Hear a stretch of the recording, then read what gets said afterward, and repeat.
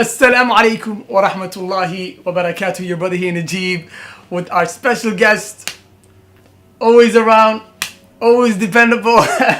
Alhamdulillah, we got Ustad Uthman in the building. Welcome, Akhi.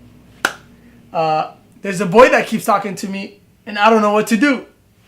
Ustad Uthman, yes. What are your thoughts on that? So, alhamdulillah, نحمده ونستعينه ونستغفره ونعوذ بالله من شرور أنفسنا ومن سيئات أعمالنا ومن يهدي الله فلا مضل له ومن يضلل فلا هادي له وأشهد أن لا إله إلا الله وحده لا شريك له وأشهد أن محمدا عبده ورسوله صلوات الله سلام عليه أما بعد. I think that this is a very sensitive topic for a lot of sisters, because inside of the school culture and just the social culture that a lot of our youth are in, we see, many attempts from our brothers as well as our sisters to get in sort of like discussions with each other and dialogue, which wants to lead somewhere. Many times it's not in a permissible way, and a lot of the times there is transgression that takes place. So, like, for example, a brother who likes a girl and he's texting her, probably not with good intentions. This girl she's bothered by this, and subhanallah, a lot of the times they're just put in a very difficult position, right? So, I mean, with this question though, it would depend, how old she is and how old is the individual who's contacting. Because, let's say, for example, they're both young. And I mean, I would say, like, if the sister's interested, that she gets him to try to go about it in a halal way, meeting the family, try to go through those means if possible, inshallah. And this would be the best way in a situation like that. But if she's not interested, then she should, for sure, tell him to fear Allah, and just kind of beat it upside his head one time. And I would say blocking him, because some of us brothers, our young brothers, we're very persistent, and they don't take persistent. They don't take no. So in that, we should know that for the sisters and for us brothers to preserve our deen and to preserve our hayat, then we should try to avoid these situations as best as possible. Wallahu a'la wa a'lam. Definitely, it's a very sensitive situation, but a lot of our sisters are in that predicament where they're saying, there's a guy that keeps contacting me and I don't know what to do about it. So it's beautiful that there's obviously an age separation where if it's a person is young, there's one way to go about it. Right. And if you're an older sister, and the brother shouldn't, there's one thing you should know about brothers and sisters. If a guy is coming to you directly, there's something that should be an alarm by itself. If the guy is looking for something good, there's a different route for it. You know what I mean? He'll probably go to somebody else, right, a family member, someone who knows you well, and be like, hey, so-and-so, can you tell me about her?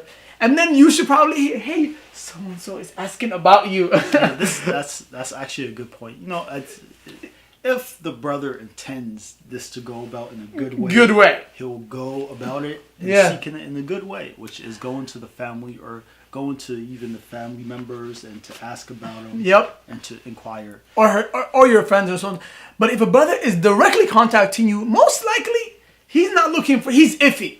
You know what I mean? Question mark. That's a big alarm. Right. Bing, like something in your head should go like, whoa. Right. Like he probably has done this to other girls. Or he's probably doing it to other girls at the moment. At the moment. You might be 1 in 100. Yeah. So, we do have this a lot too. And we hear many stories about, sisters who are promised by guys that I'll marry you. Don't worry, you don't have to worry about this. We're gonna get married. You know, like it doesn't matter if we're doing something or not, because eventually we're gonna get married, and they end up in something. Billah, and the guy leaves. He runs off. Right.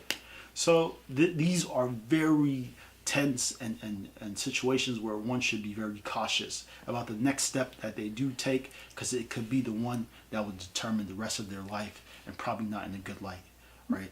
The community and all those sort of things. So, you know. Yeah, because sisters, there's a lot at stake. You know what I mean? We love our sisters. I mean, I have many sisters. You have many sisters in blood, in iman, in so many different ways, right? So what you need to really, really consider is everything's on the line when communicating with a guy. Your honor, your image, your future. You know what I mean? Because even when the good guy comes around, if he hears that all these guys are talking to you, you think even the good guy is going to come for you? Same thing, if you were in that condition, if you're looking into a guy and you know he talks to all the girls, would you be into him? No. You know what I mean? So there's a lot at stake. So let's say the sister, she likes this guy. What's the proper way to go about it? Bismillah. I think the proper way to going about it is actually, let's say, you know, in this scenario where the guy is already talking to the sister, right? He approached her first.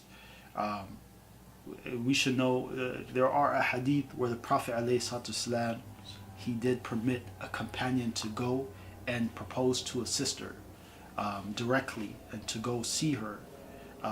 He said to this companion, he says, go to her, because some of the people in her tribe, they have a problem where they are cockeyed, which means one eye stays in one place and then the other one moves around normally.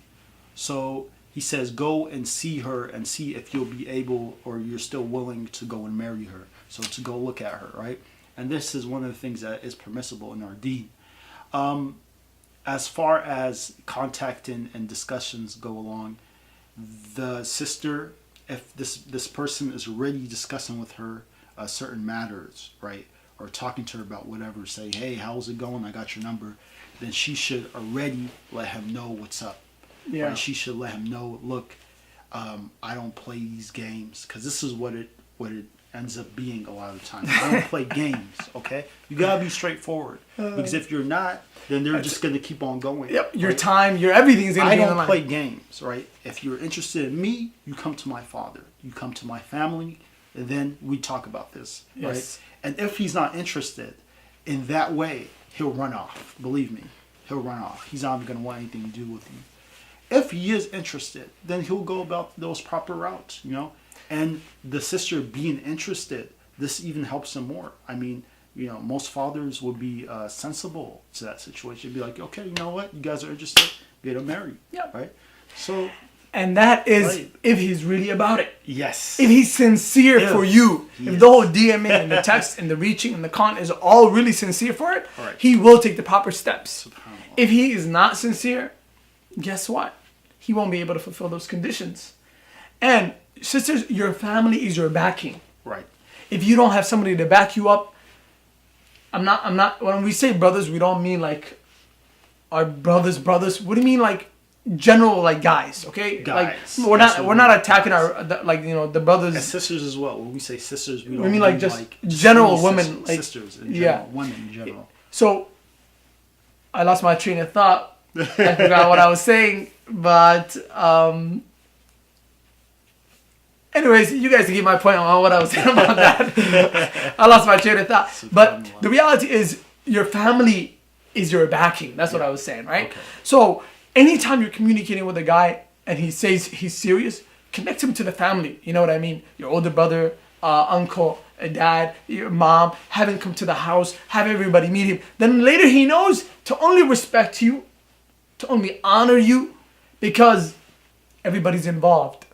And Allah is always involved. Absolutely. So if you mess with a guy that's not, he doesn't fear Allah, doesn't have any type of honor to himself, then how's he going to honor you or respect you? Absolutely. I mean, it doesn't make sense. So even Third thing, when you do talk to a guy and you're interested, do a background check on him.